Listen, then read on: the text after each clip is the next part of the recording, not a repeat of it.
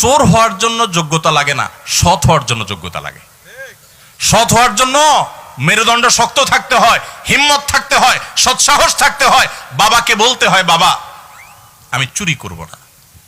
তুমি অসন্তুষ্ট থাকতে পারো, বাবা আমি 2 নম্বর জিনিস তোমাকে খাওয়াবো না। আমাকে অন্যদের উদাহরণ দিবা না, আমাকে সৎ মানুষের উদাহরণ দাও। যুবকরা বলা যাবে না বাবাকে ইনশাআল্লাহ? বেয়াদবি করা ছাড়া সুন্দরভাবে বলা যাবে না। কিন্তু মুশকিল কি জানেন? আমার কথা শুনলে আপনার কপালে দুঃখ আছে। দুঃখ কি বলবো? দুঃখ হলো বিয়ে করার জন্য বউ পাবেন না। আরে বউ পাওয়া তো পরের কথা, নিজের মা বাপের কাছেও বিল পাবেন না। মা বাপও দেখবেন খুশি না, বলবে যে কি একটা ছেলে আমার, কি যে চাকরি করে। বলেন তো, পড়ালেন বলেন তো? হ্যাঁ, কি যে চাকরি করে, জামাটাও পাল্টাতে পারে নাই।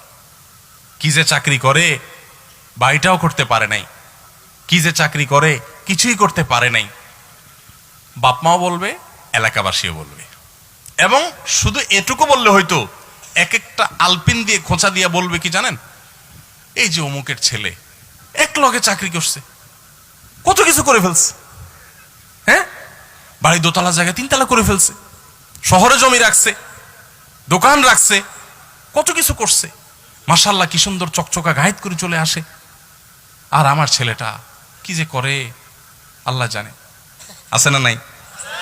ওই চাচা দেখবেন অনেক সময় সামনের কাতারে মুসল্লি, তসবি, ঠগাইস ঠগিস না, ঠগাইস ঠগিস না, তসবির দানা।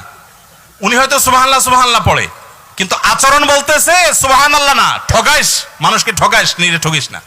এই টাইপের তসবি আলা মানুষ আছে না নাই?